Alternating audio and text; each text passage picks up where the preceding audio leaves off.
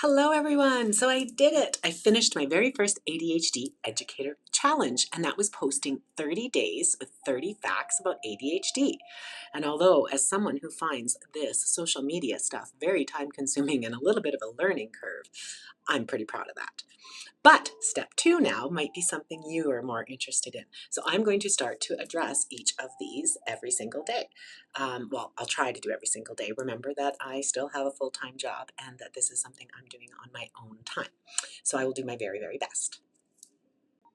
But to address this one, the 3 ADHD types and how to recognize them, well, remember that ADHD falls on this spectrum, and this is a huge spectrum.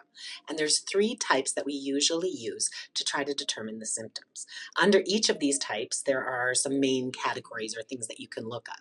So the number 1 type we call is inattentive, which is exactly that, a lack of focus.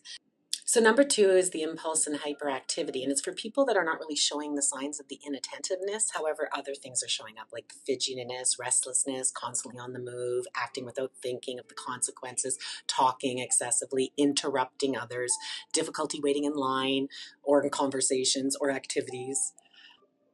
And number 3, which is the combined type, which is the most common type, it's the one I have, it's basically these 2 types combined.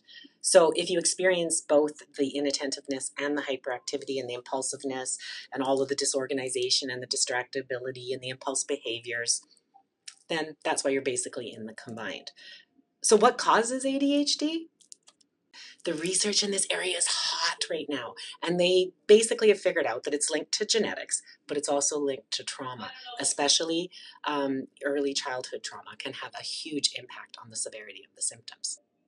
And this brings me to my first book study. So the first book study that I'm going to be doing, for any of you that are interested, DM me or put your name in the comments. It's all free. Will be Scattered Minds. And it's by Mate, I think you say his name. And he's very controversial because he is starting to say that he believes that people are born with the ADHD sort of gene or disorder in their brain. But he believes that depending on how much childhood trauma you experience, that will determine the effect of your ADHD. And there's other research out there that is disproving this. So it goes back and forth. But you got to remember, we're talking about the brain. It's something that's inside. And so it's a lot harder to figure out what's going on. But if you're in the lost generation like me, so if you're someone who didn't find out that they had ADHD till their 40s or 50s, 60s, 70s, Scattered Minds is a good read for you. I just advise everyone to remember to read everything with a grain of salt. He's got his opinions on it. He has ADHD, and he believes most of his symptoms are impacted by his childhood stuff. And, it's there. It's definitely there. And that's why ADHD trauma is real. And that is why you need to find an ADHD coach if you can, or a therapist that specializes in ADHD trauma, because it can have a huge impact on your symptoms or how you deal with the symptoms.